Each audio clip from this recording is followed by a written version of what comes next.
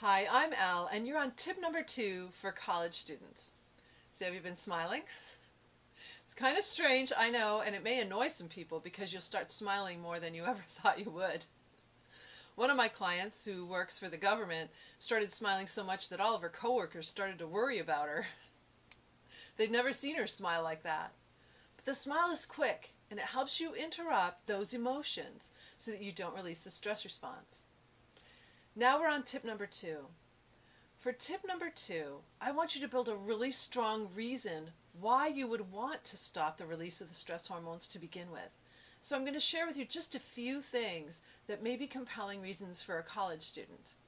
In my full course, you can actually learn all kinds of things that could be reasons why you want to stop this release of hormones.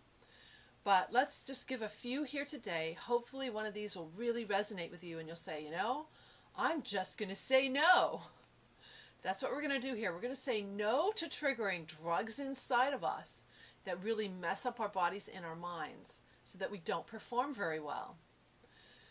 All right, so here's some reasons. When we release the first flood of hormones, which are called catecholamines, but the chief one is adrenaline, which you've probably heard of. Adrenaline is going to course through our bodies and wick fat and glucose to the center of our bodies, so we have a massive amount of energy to super fight or super run away. But we're just sitting still waiting for the test to start. And we have test anxiety, which is causing that heart rate to go up.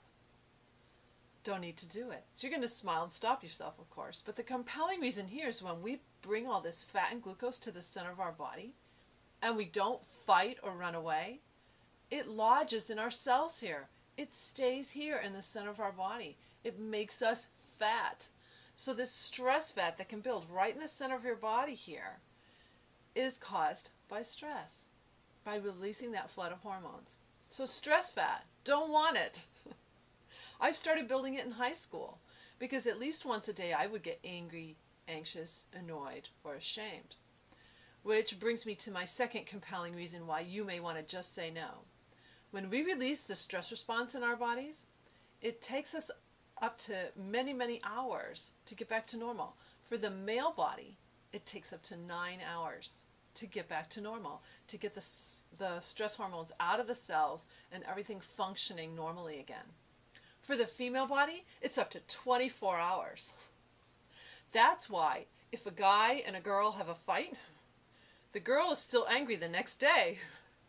Have you ever experienced that? The guy has a fight with a girlfriend, the girlfriend's still mad the next day, and the guy's fine. He's done with it. He's not upset anymore. She's still messed up. Her cells, her mind, and her body are still messed up. Don't want it. So that could be a compelling reason for you. 9 hours and 24 hours is way too long. When I learned that fact, I said, wow, I haven't been clean since age 11. Now, I've never taken the puff of a cigarette trying to keep this body fairly clean. So I've never done marijuana or any drugs like that at all. Just want to be healthy. But I've been triggering these stress hormones at least once a day since I was probably age 11. So I had stress fat in the middle of my body. Even though I was pretty thin, I was a distance runner and a rower for the University of Michigan. So I was always in pretty good shape, and I still am at age 50. But I had stress fat building since high school, really. And now it's pretty much gone. Love it. You don't need that stress fat. It's not good for your body. It builds heart disease and all sorts of nasty stuff in here. I think it leads to breast cancer too, because this fat is all lodging in these cells here. We don't need it. It's not something you want.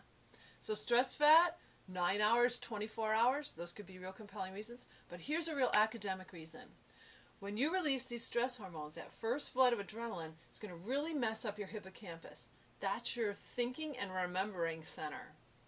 So if you release these hormones and then you go in to take a test, even though you studied really hard the night before, you may not be remembering as clearly as you could. It's incredible what happens to my students when they stop releasing stress hormones on the day of exams or the days leading up to the exam. They stay completely pressure-free.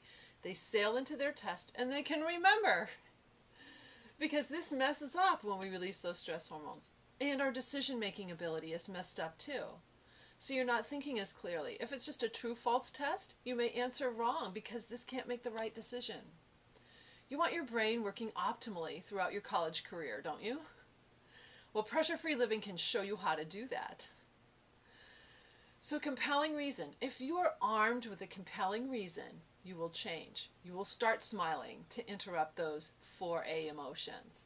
If you don't have a real reason, though, why change? Life is okay. Life is pretty good. Do you want a pretty good life or do you want a great life? I choose to have a fantastic life each and every day, and I want that for you too. When you stop releasing those stress hormones all the time, you'll start to have a really amazing life. Why? Because now you get to choose your response. You're not acting in that threatened way with all those stress hormones. You get to choose your response to events and to situations. And you get to do better on your tests. So hopefully there's a compelling reason in there for you. In my full course, I give you lots of reasons so that you can build your own real compelling reason to just say no to triggering the stress response. I'm Elle, and I'll see you on tip number 3.